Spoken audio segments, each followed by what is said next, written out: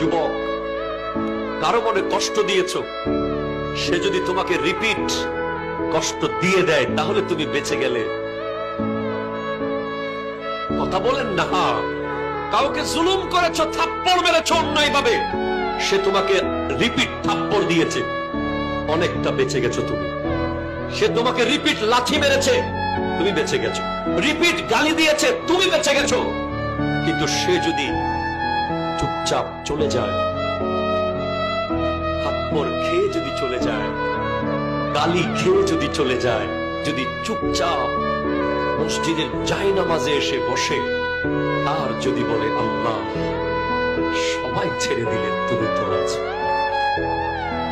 খোদা কি কসম, এমন আযাব আসতে পারে, সে যদি তার রিভেঞ্জ নিত, প্রতিশোধ নিত, সে হয়তো আপনাকে মায়ের বদলে মারত, কাটার বদলে কাটত, কিন্তু যদি সেটা আল্লাহর আদালতে চলে যায়, তার বান্দার কষ্ট আল্লাহ সহ্য করে না।